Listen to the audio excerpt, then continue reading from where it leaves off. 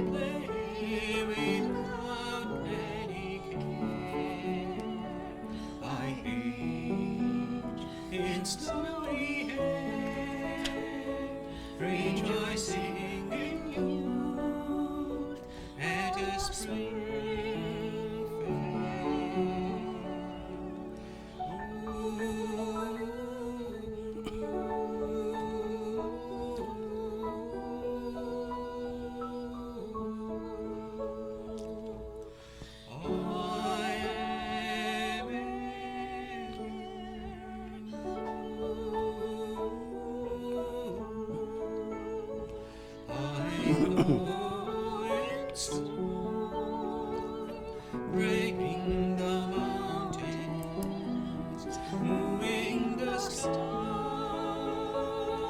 I am the all-powerful wind, giving rise and joy.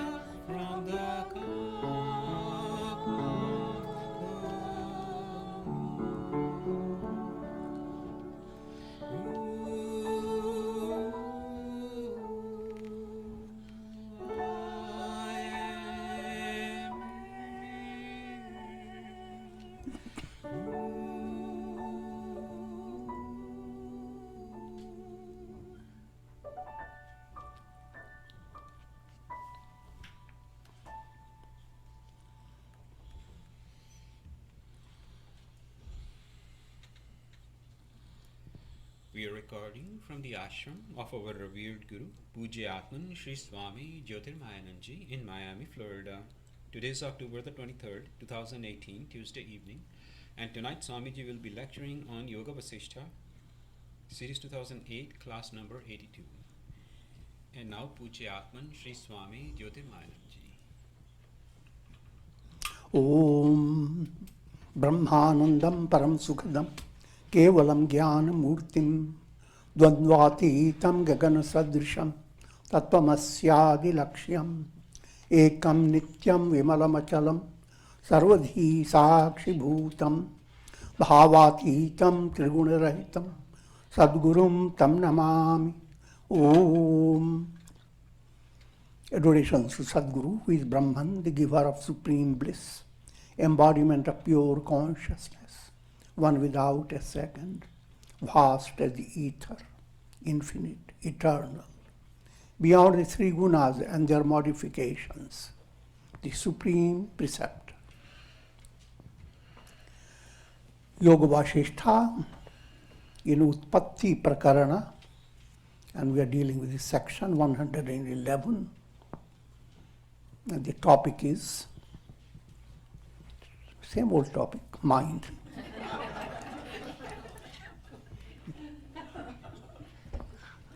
How to unmind the mind.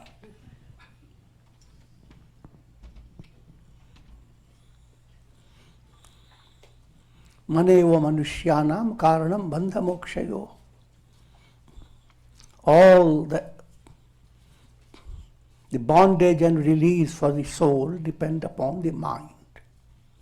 The entire world experience is the magic of your mind.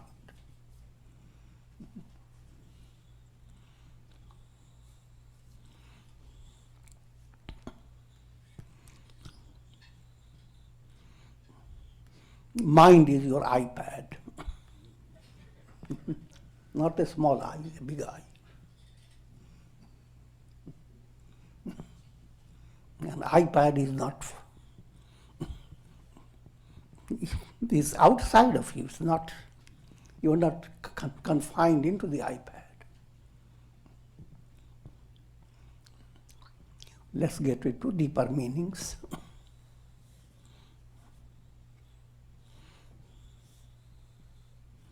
O Rama, renounce the thoughts of the objects,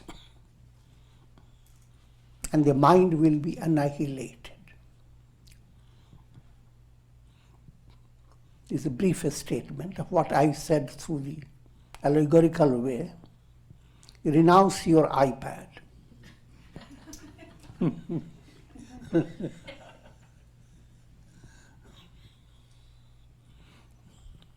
Try to imagine the state of deep sleep when your iPad has been covered by a blanket. The moment iPad has moved away, all the world that you have heard about, past, present, future,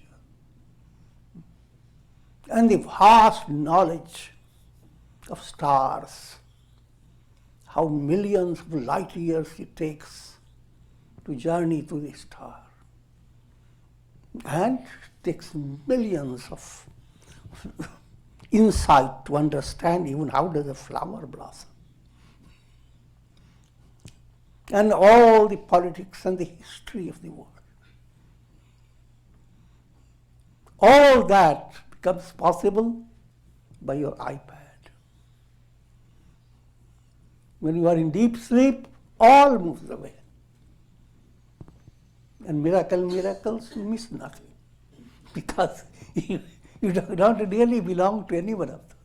All that has not made any change in your deeper essential nature. You are just the same. Discover that I am and move away from this illusory I am. Your illusory I am is not friendly with you, it doesn't stay with you. The moment you go to deep sleep, it moves away. And when your nervous system becomes deranged, this I am that gets confused, looks at relatives and says, "Who are you?"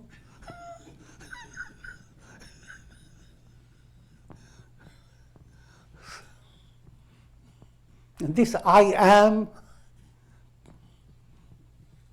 ego I am, that ego I am is extremely fickle, constantly changing.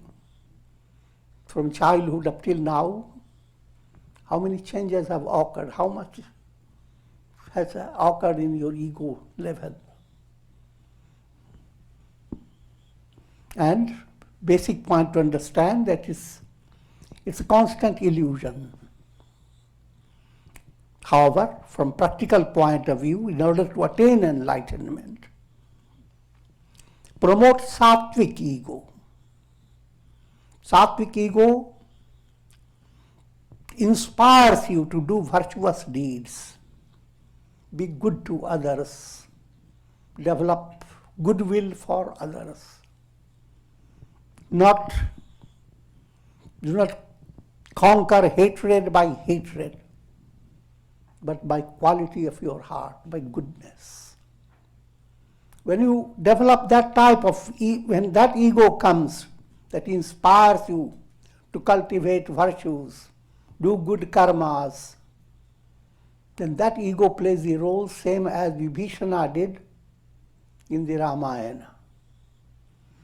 Vibhishana had two stages.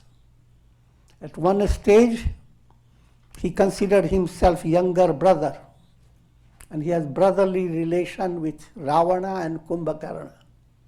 Ravana is a rajasic ego. Kumbhakarna is tamasic ego. And sattvic ego stays connected with them. But if sattvic ego moves further, then think of the role of Vibhishana. He was kicked out by his brother. And where did he go? He went to Rama. So you don't have to wait until you are kicked out. Through your sattvic ego, go on developing love of God. And go on recognizing that all that you experience is sourced by God. God is pure consciousness. All that ego experiences is a kind of mirage. So, keeping that in view,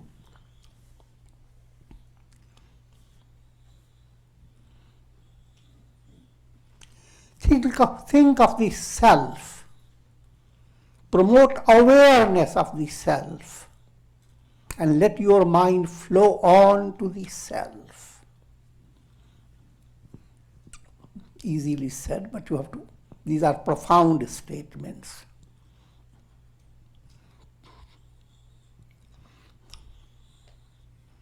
Thus practice Atma Samvedan.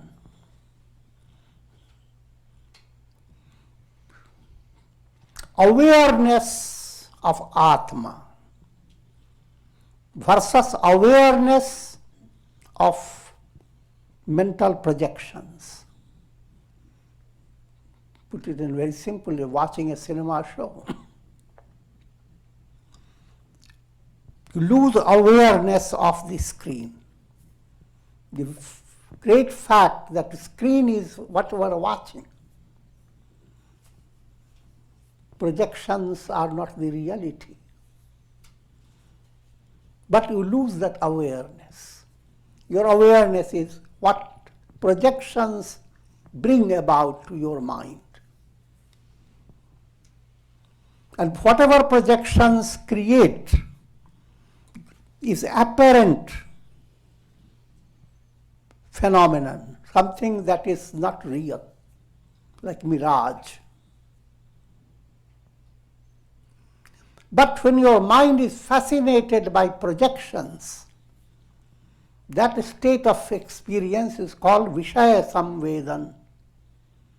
You are being aware, constantly aware of the world, of time, space, causation.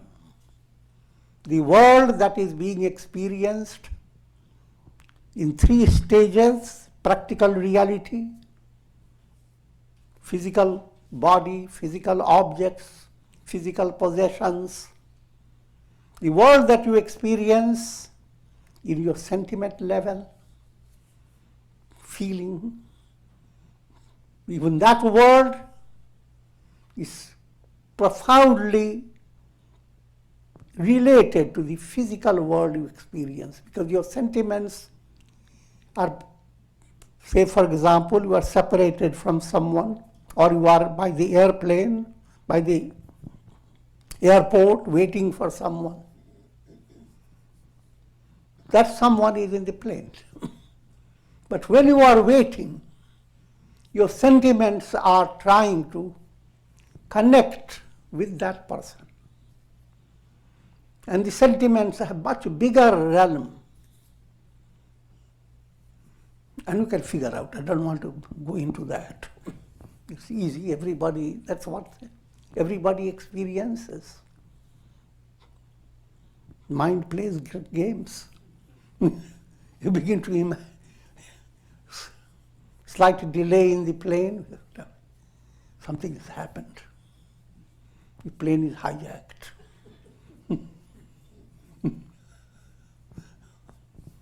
And so forth. So many imaginations. But the world of imagination is much more intense than the world of physical reality. And world of another, your intellectual evaluation, how you understand, that's still profounder. All these three worlds you experience on the basis of your ego pad. That's bad.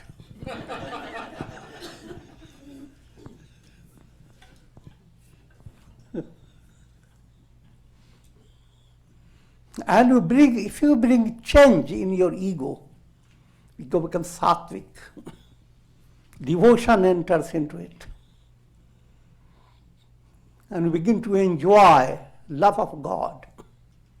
All the three worlds change. Physical world begins to open up windows through which you see something you never saw before. In other words, the world becomes inspiring. How much inspiration? That will depend. But progressively. Not only your relations, but even animals, birds, flowers, buds, leaves, all become interesting and inspiring. That's what we say, Bhu Sanyastam Maya. The physical world you have renounced. Renounce doesn't mean you cut it out completely. You begin to understand it is divine at its base. All names and forms, the reality behind them is that absolute self. And likewise, you begin to understand the role of your feelings. Lots of feelings of different types. But you allow your bhavana, feeling is called bhavana. Allow your bhavana to become sadbhavana. It becomes more purified. You understand that whatever loving from the world is actually just like whatever you are experiencing, illuminations in the world, is actually the sun. Whatever you are loving in the world, all forms of love are radiations of love of God.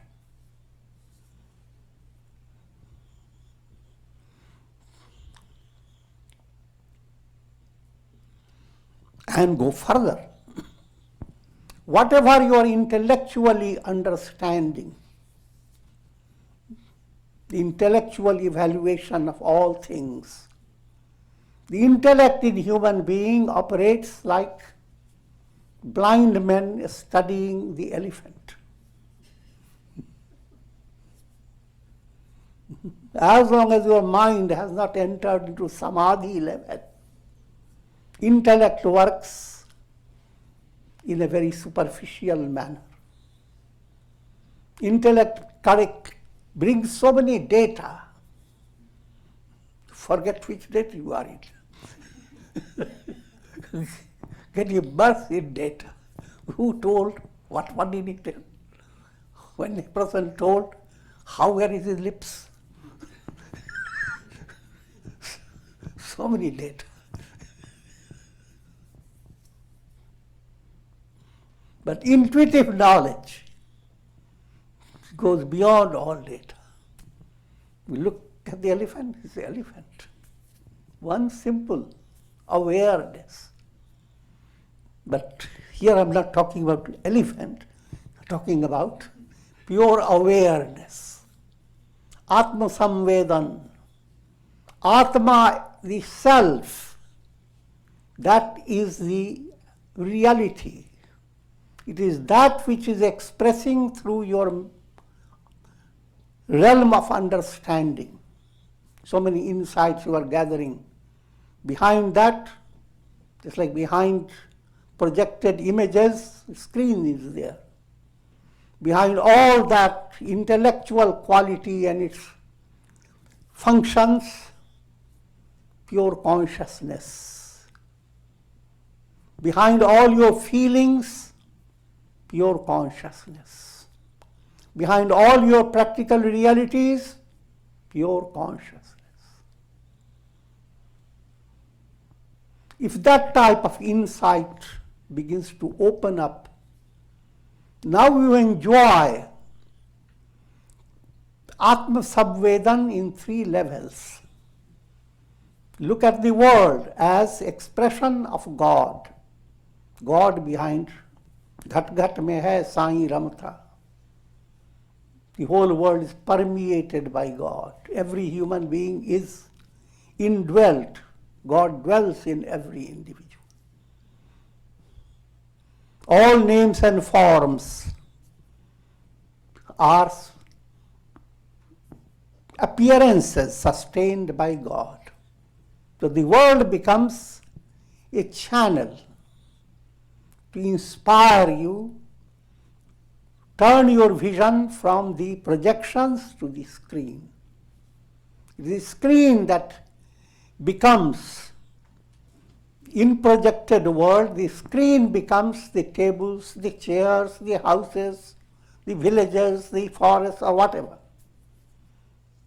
It is the screen that becomes all human beings, animals, birds. It is the screen that becomes all dimensional experiences, highlighting something of a very profound sentiment or shallow sentiment. The screen brings all this, but human mind is watching the projections, forgetting about the screen.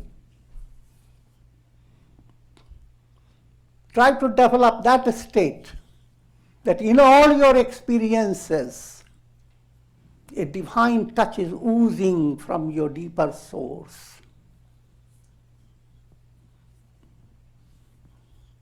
This is very easily said, but that's the ideal. That's a reality. No matter what you experience, even the most miserable state of mind, you are experiencing it on the basis of awareness. If you are sensitive to spiritual dimension, you can walk out of your miserable state and watch. Sakshi Bhavana. And question yourself, what makes this real? Answer, awareness. Where does awareness come from? That's the reality. That's Satchidananda, Chaitanya. Very simple understanding. See your face reflected in a mirror. You are having 3 words reflected in a mirror. The physical, the sentimental. Why does my nose look like that?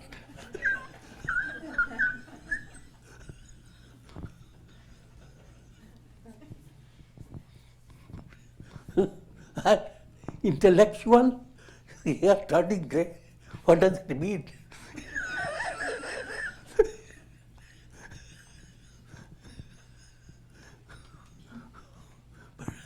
But what you have forgotten, all the time you are looking in the mirror.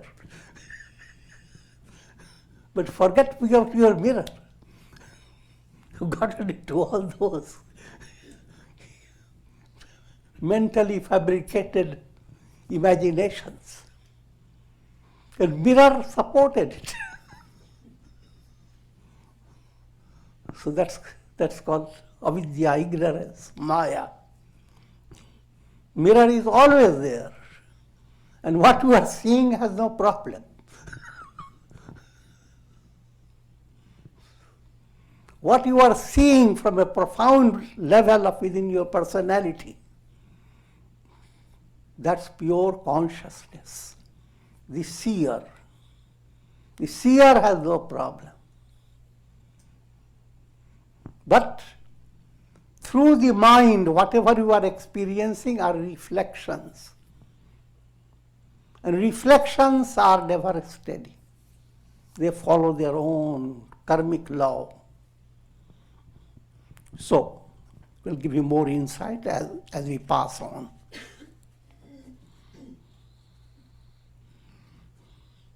By exercising your subtle intellect, first grasp the fact that Brahman is the reality behind all names and forms. Okay, little suspense.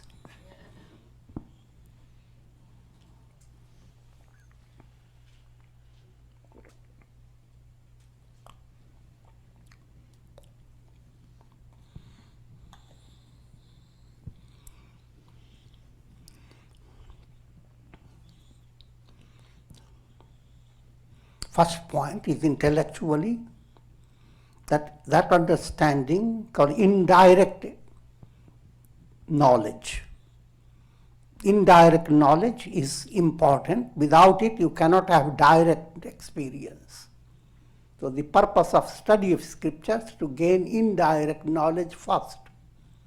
And as you go on gaining indirect knowledge, you are advancing in your sadhana, in your integration, until intuitional knowledge gives you the direct experience. Prior to direct experience, I am Brahman, you have to start dwelling upon I am Brahman.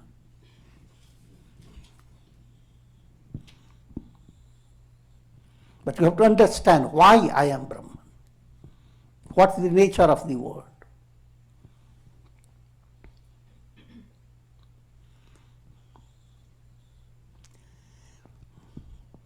Now, for intellectual understanding, the world is called prapancha. 5 factors go to form the world. Sat, Chit, Ananda, name and form. Sat is pure existence. Everyone wants to exist because Satchidananda is your essential nature. And that is expressing as urge to exist in every individual. All that are living beings, they want to exist. Everyone wants to know. All human beings, you cannot stay satisfied with things that you have gathered. Every day you wait for how the news is breaking and to gather more knowledge. And everyone wants to be happy. These three relate to your essential nature, Satchit Ananda. But Satchidananda has been veiled by mental projection, names and forms. Mind has created that drama.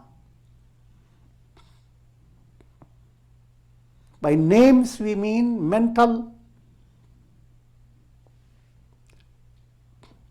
concept, and form, practical reality.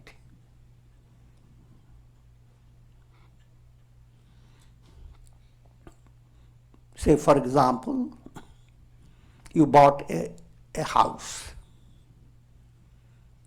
You look at the house, that's the form of the house. And in your mind, it is mine. I own this house. The house doesn't say you own it.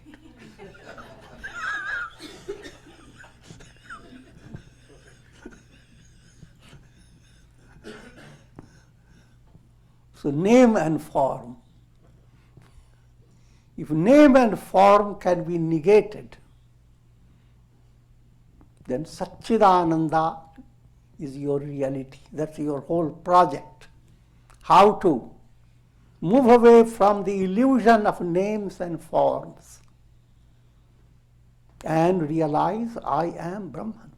I am Satchidananda.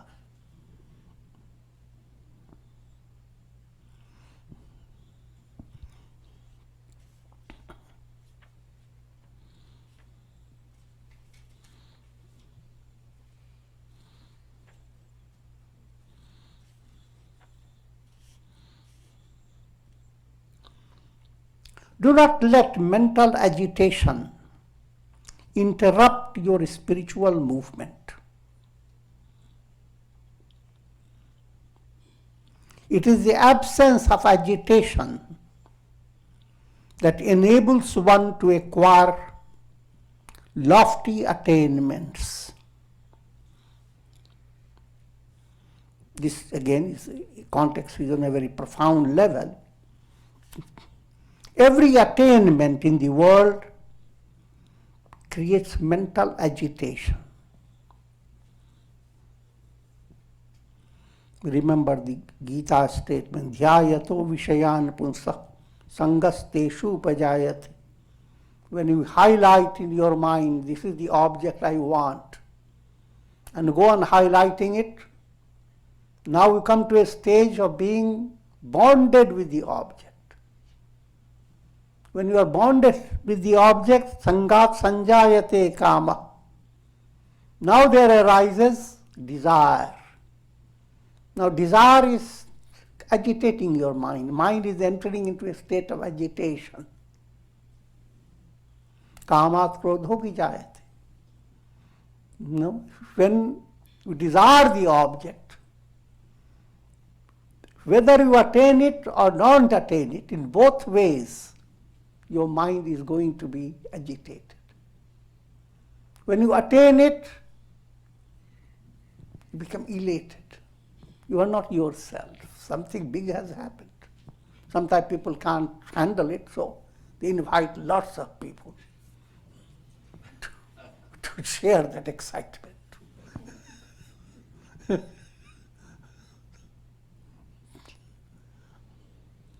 And negative aspect, if you don't get it, then again, lot of sorrow enters the mind, and that also you share it.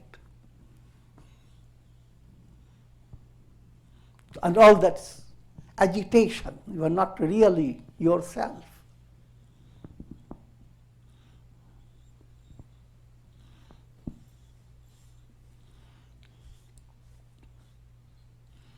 So do not let mental agitation interrupt your spiritual movement. It is the absence of agitation that enables one to acquire lofty attainments. If you overcome your mind, even victory over the three worlds will be as insignificant as a straw. quickly said.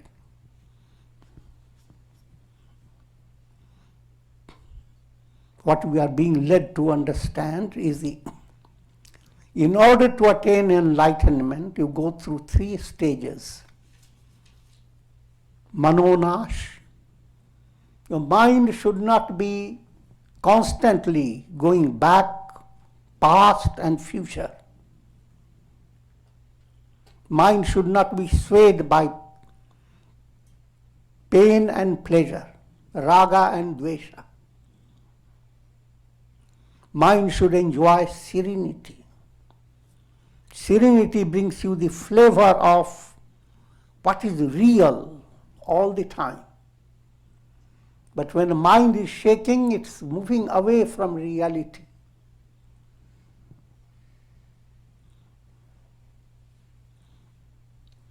All attainments of this world, as long as we are thinking of attaining, gaining, it is fruit of karma. And in this karmic movement, you are constantly backed up by a form of dull-wit understanding.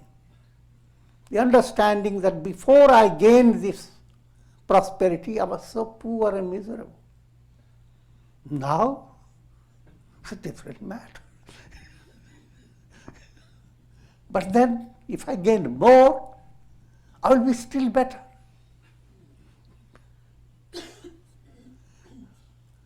So, you view worldly attainment, any attainment, as something that creates a change in your deeper level for the better.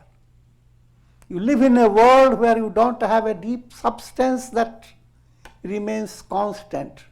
You are constantly depending on change.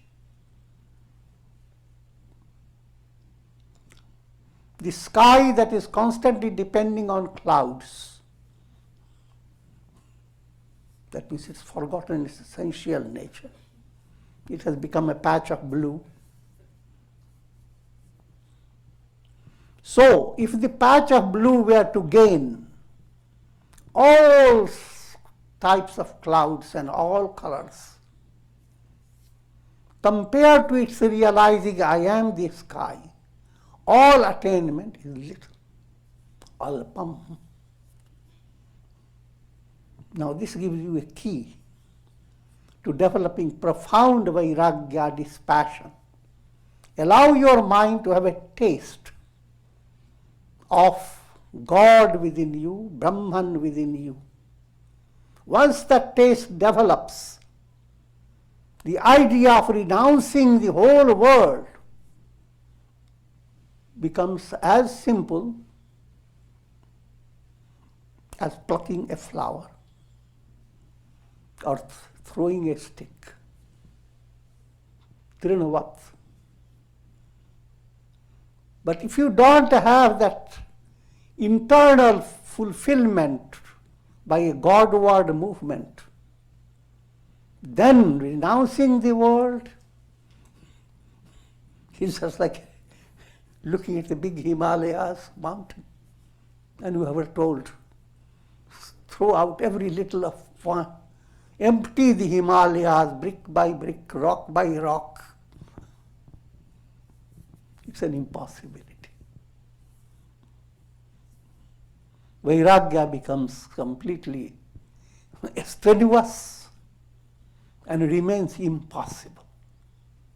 But by developing that relation with God, which is paving the way to revelation of I am, because God is not different.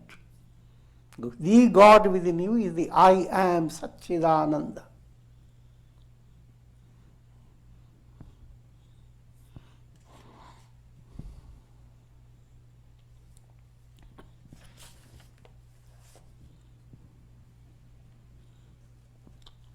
While attainments of earthly glory depend upon physical effort and painful labor, the attainment of mastery over the mind is brought about by the blissful process of understanding and enlightenment. these profound statements. You can't find easily in scripture, these very condensed writings.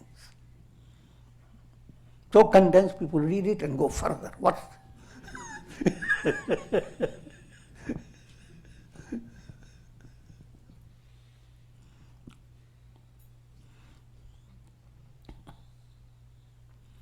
What is being given here is two types of attainment. Earthly attainment is given in the Gita in the form of Dakshinayana movement, the southern course of the soul.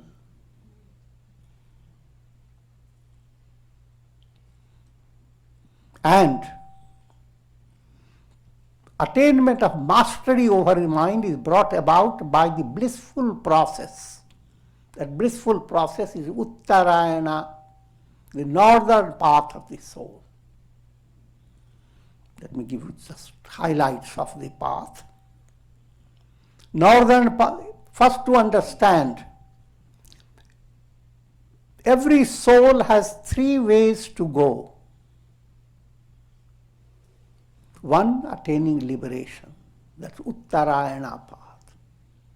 If you go that way, you are not coming back anymore. You find it is sad, then don't try it.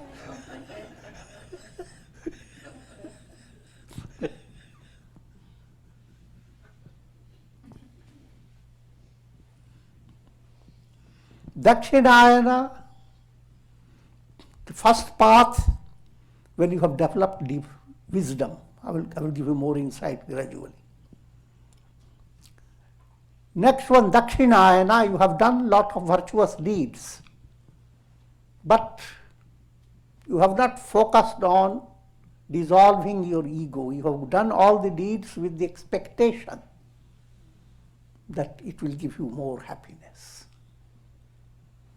If you stay in that level, then you are following the Dakshinayana movement, southern course.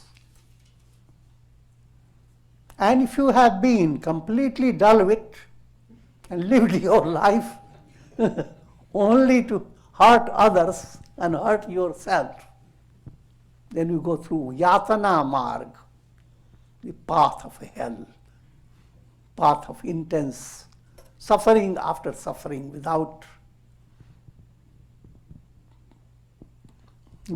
any repose.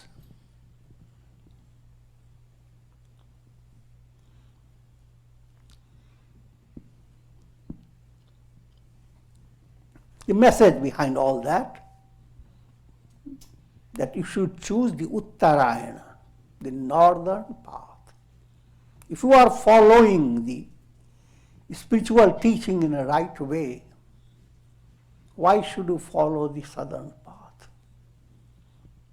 Now, to understand more details, Uttarayana path means understand all pleasures of the world.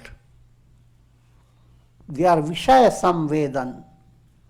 You are experiencing illusion, illusory objects.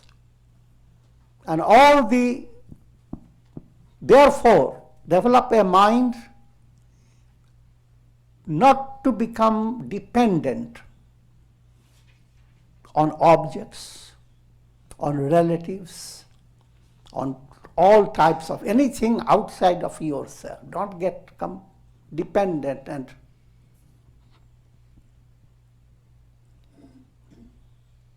how can it be done? First stage is a stage of effort.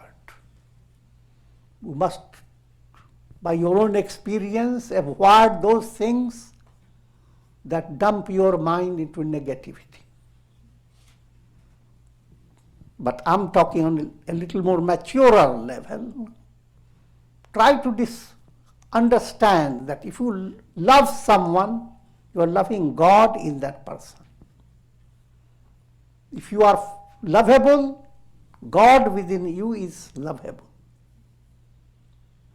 So in every relation, bring a touch of God. And so much so that you do not stay dependent on anything. God is always there in your heart. So if the whole world moves away, you are not a loser.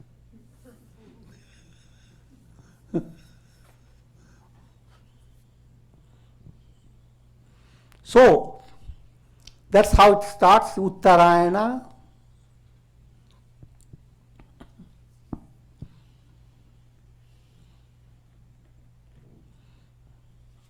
Agni Jyoti, fire is Vairagya. Jyoti, Vivek develops more and more correct understanding. What's good, what's just pleasant. Pleasant, move away from it. Go after the good. Aha! Aha is really aha. No matter how things are, handle your daily life in such a way that it is purposeful. It should not be just a wastage. If you are upset by something and you close your door and stay in your house from morning till night, it's complete wastage. Not only wastage, you are creating negative karmas. On the other hand, evolve a style of life, no matter how things are.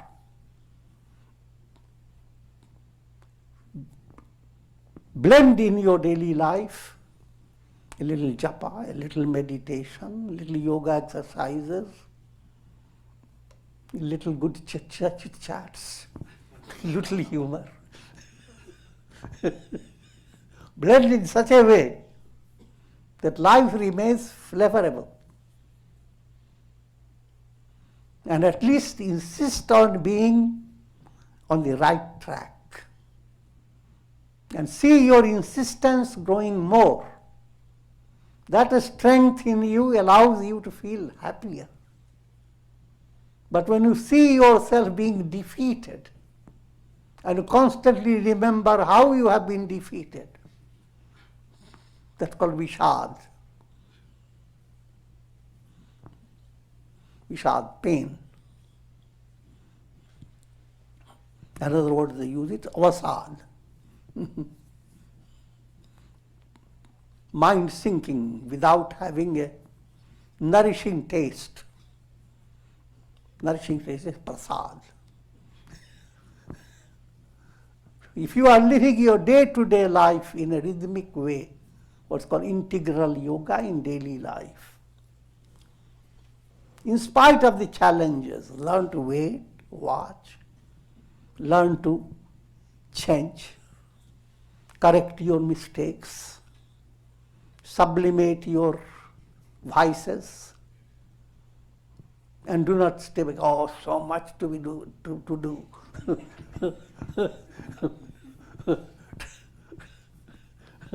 Try to go on discovering he who does it, who created the whole world with just a switch in the finger. That he, that God, that self is the source within you. So therefore, how to keep yourself reminded of God's presence? Satsanga, good deeds, acts of generosity. All this has to come in your life and you go on learning it. It's an artistic process. An artist doesn't get bored. But every achievement inspires you to do better art, more. So that type of movement is Uttarayana movement. Agni Jyoti, daily life becomes purposeful. Then comes another aspect, Shukla. Your feeling aspect is the most fascinating aspect, because that's where ultimately the root awareness, root fulfillment is in your heart. In your heart level, a relaxation enters. Moon begins to shine and wax. That's called Shukla Paksha. And when that is going on, your normal sphere of consciousness begins to open up and expand. That people don't understand. That potentiality is there in every individual. You are not just 5 feet or 6 feet or whatever. Think of the people who sport. They are not limited by their body limitation. The zeal that enters their heart and the excitement and the energy that goes far beyond their little body. I'm not teaching you to go to sport, you see. But same type of potentiality is in every individual. And at times, your consciousness, limited consciousness, allows you to move a little on an expansion. When more sattva develops, you are not aware of your limitation. Your mind suddenly desires certain things. You need to go to New Zealand. Immediately your mind doesn't look at the body, how little am I, where will I be in the plane, how stuck I will be, etc. I'm joking. In other words, when a person begins to enter into samadhi, samadhi is that moving away from normal consciousness to an advanced revelation that works like expansion.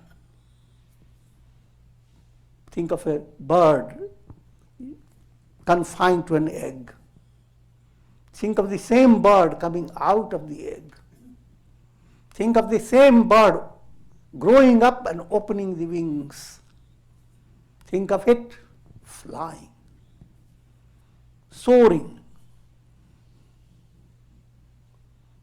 How stages are completely different. Egg stage, soaring stage. Similar experience occurs in human consciousness. If you are confined, you are just like in eggshells.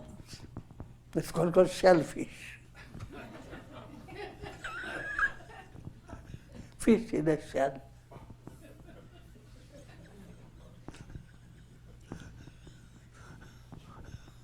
But you go on advancing, he becomes Hamsa.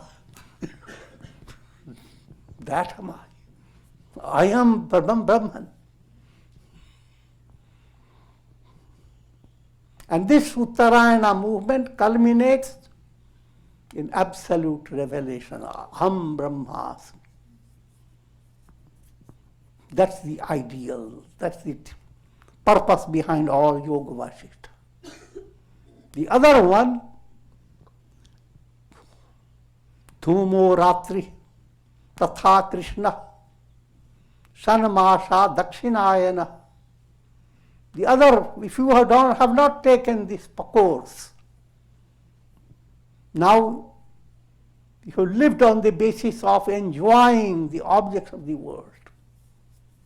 As time passes by, your mind is just dealing with how much you are missing those things that you used to enjoy.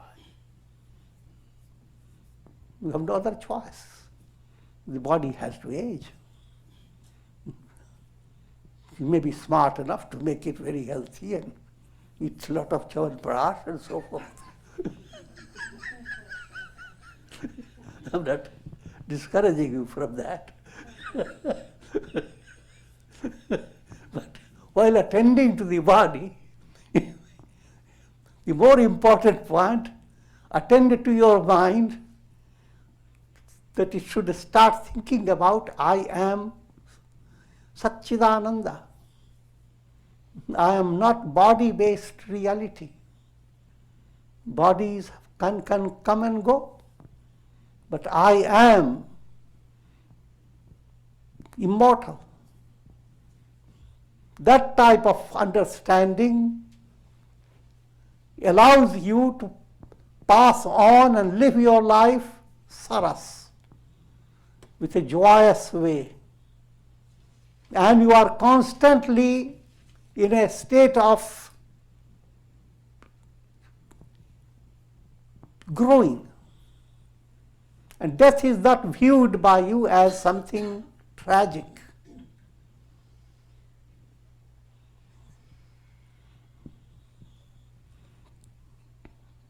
Rather, it is viewed by something very profound. Saint Kabira has sung how he waits.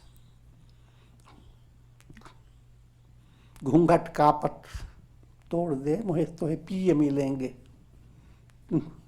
Remove the veil from your face. Death is removing the veil. You are going to join with the beloved God.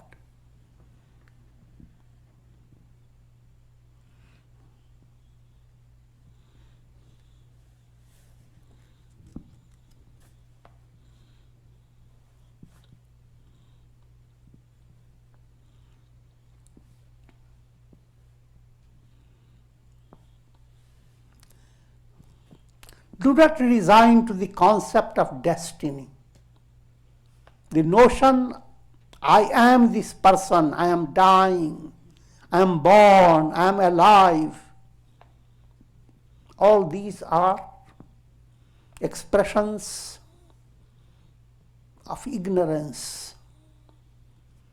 They are erroneous vision of the mind.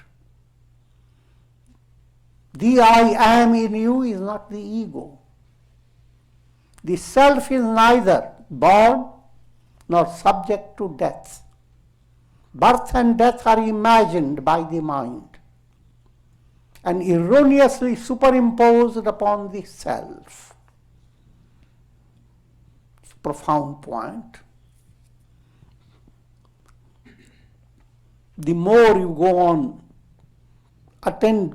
focusing on that your life depends upon the body, and therefore each time you blow the candle out on your birthday, you count how long you have lived and how long more can you live. That way you are highlighting mortality.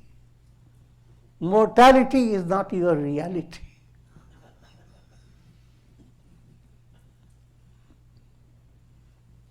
But since mortality has been highlighted so much that the mind is constantly under the terrorizing presence of death, Abhinivesh Klesha, that aspect, that fear must move away from your mind.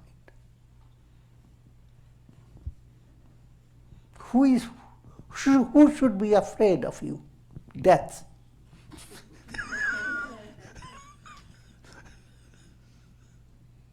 Not death frightening you, but you should frighten death.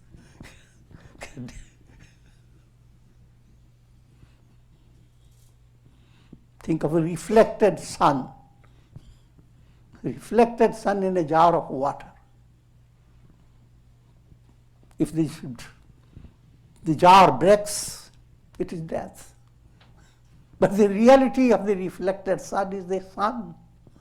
Once the reflected sun knows that jar is not I am the sun. So even while living in the jar, Don't go on banging on your head, how long am I going to live, how am I going to live. And don't go on emphasizing in your mind the misery people suffer from when they see their loved one depart. Don't interpret death as a source of constant sorrow. If that is so, every day you are going to get that.